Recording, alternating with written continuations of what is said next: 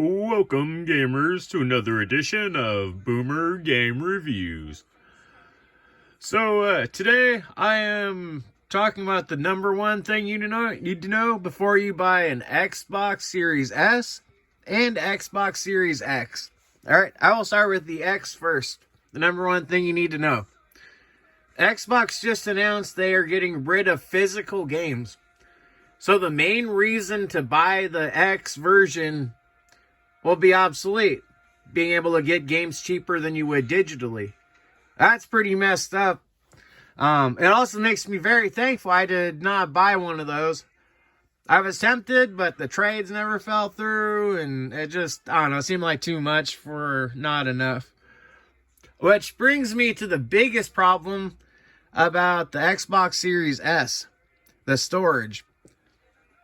Alright, so if you want to upgrade from the 512 gigabytes it is, at all, the only thing that works with it besides the old games, so anything for Xbox Series S or X specifically, you cannot store or play besides buying their own hard drive. So basically, their hard drive, I think a 251 was $150, or $250 for a 500 gigabyte hard drive. It just plugs into the back of it. It's proprietary, and the way it's designed, you can't use your own hard drive besides the ones that are actually Microsoft brand. So I'll pop in quickly and show you my games and apps, and why is that a quick resume again? Trash. Alright, but here, check this out. 10 games. And one of them's 1.6 gigabytes. Most of them aren't super huge. But look at this. 2.9 gigabytes. The internal system stuff is like 180 or 170 gigabytes. So you really only got like 320 gigabytes to play around with when you buy the 500 gigabyte system. So unless you have Xbox Ultimate, where you can play the games in the cloud, that limits you to a lot less games you can actually have on it. I mean, sure, I can toss on a hard drive and play old original Xbox One games, but that's not really the reason you buy the best, newest one. So those are the two quandaries you want to, really think about if you're going to buy a new system, a new Xbox. There's the new Switch is coming out really soon. So there's going to be massive sales on the systems if you're buying one new or going to a pawn shop. And PS5 just announced they're coming out with the Pro. So that means it's going to be a more cost-effective, basically an Xbox killer, which is awesome.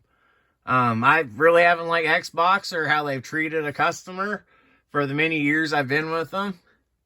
So yeah, it's just a shame on Xbox, many different ways. This is one of the things I think is really messed up that not a lot of people know about.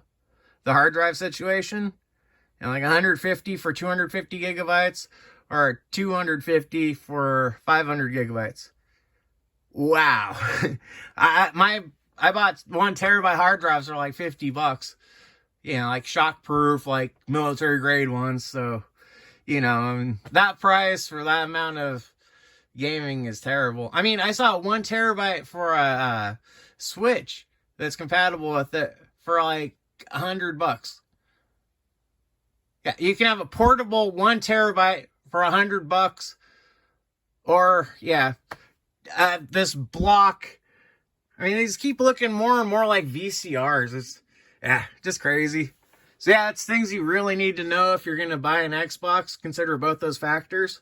Also, to play any games multiplayer, besides a handful that are free to play because they have so much stuff to buy in them, you're looking at $5 a month minimum. It's $60 for a year for the lower version of Xbox Game Pass. Or the Ultimate's like 18 or 15 bucks a month. Something like that. It's terrible. Most of the games on there are also have tons of security violations, which I mentioned in another video. Most of them are unsafe to put on your hard drive. Some of them actually literally tells you to put viruses on your system. So that's what it is.